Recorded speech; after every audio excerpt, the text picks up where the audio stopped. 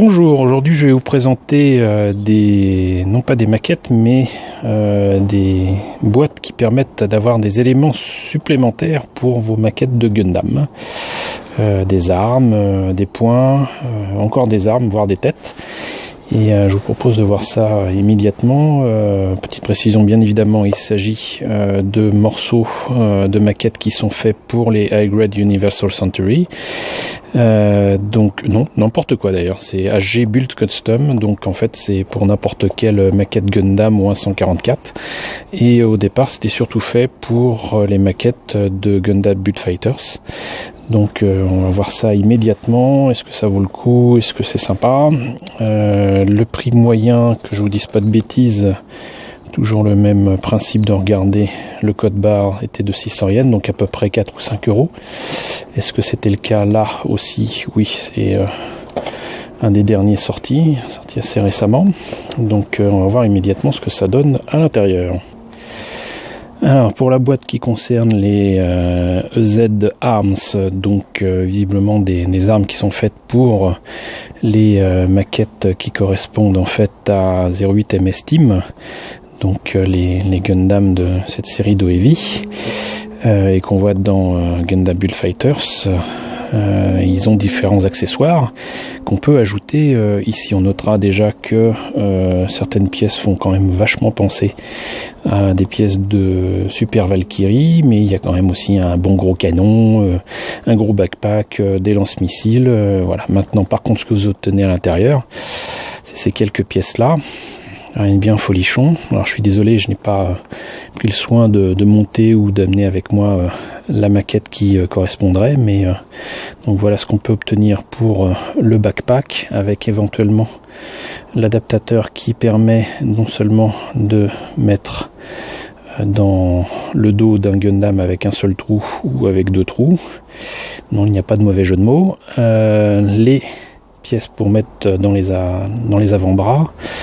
Là, ce qui peut remplacer donc ces réacteurs, on peut y mettre donc soit ce lance-missile et éventuellement cette arme-là. J'ai plus en tête exactement comment ça se place, mais voilà, donc voyons ce qu'il en est ici. Oui, c'est ça. Donc on peut le mettre sur le côté. Et visiblement, on peut le faire grâce à l'adaptateur aussi bien sur un Zaku de Gundam Seed Destiny, un Gundam Astray. Ici, je crois bien que c'est un Gundam Mark II, donc celui de Zeta Gundam.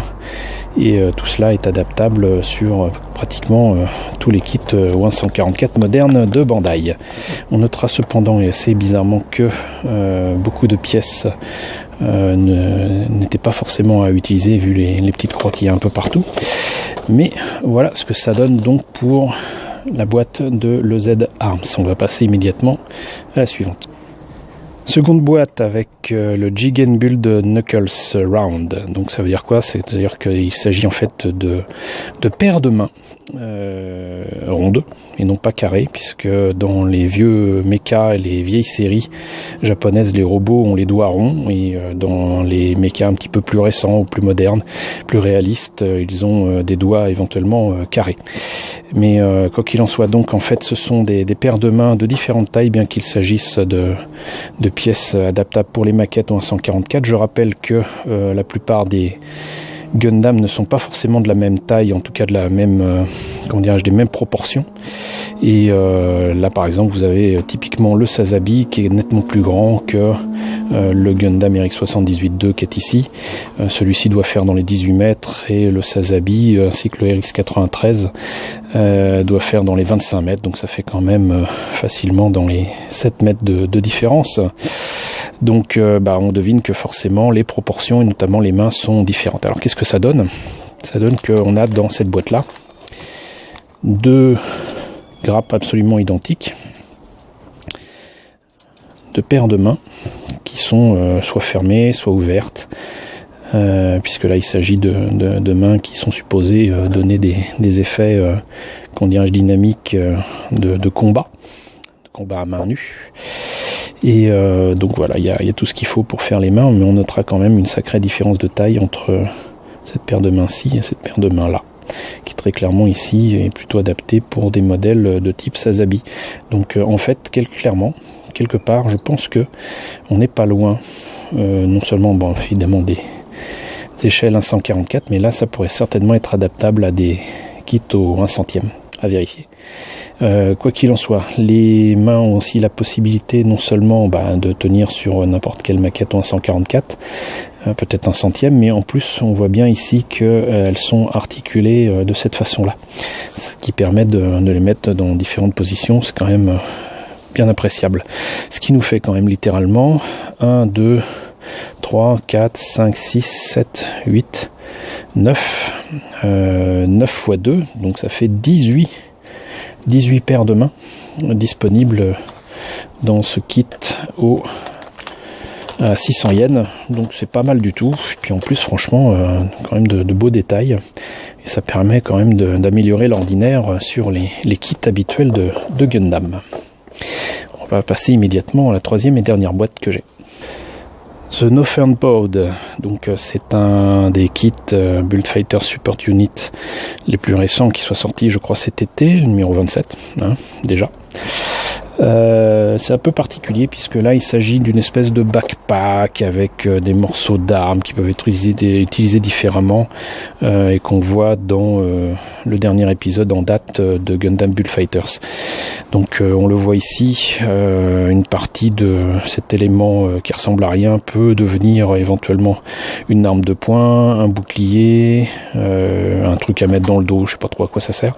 Ce qui m'intéressait le plus c'était quand même les têtes qui sont ici et qui permettent de modifier le Gundam Seed Destiny que j'aime pas trop dans un mecha totalement différent, et notamment ceci est en fait une tête qui est inspirée des MS Bits, j'y peux rien, ça s'appelle comme ça, que l'on voit dans la série Gundam X. Là encore pas de jeu de mots intentionnel, quoi qu'il en soit, donc cette tête là me semblait intéressante. Voyons ce que ça donne à l'intérieur.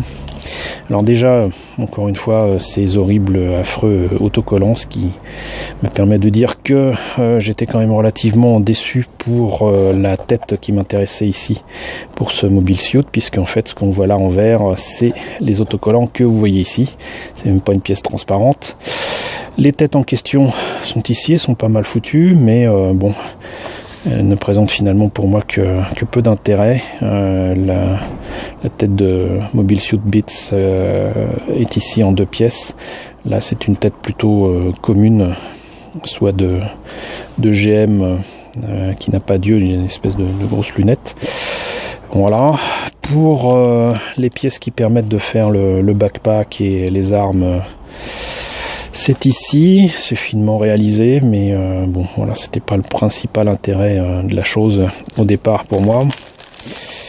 Pour le montage des pièces, c'est assez rapide, mais franchement, je pense que les autocollants permettent pas d'obtenir quelque chose de, entre guillemets, très réaliste. Quoi qu'il en soit, là, donc on montre très clairement comment placer, enlever la tête et le backpack du Gundam Seed Destiny, les remplacer par les 2 autres têtes, et comment modifier les pièces pour obtenir bouclier, armes, etc. Voilà. Donc on en a fini avec la présentation des quelques boîtes, le peu de boîtes que j'ai des Build-Fighter Support Unit. J'espère que cette petite présentation rapide vous aura plu. N'hésitez pas à la partager et je vous dis à très bientôt pour de nouvelles maquettes de Gundam.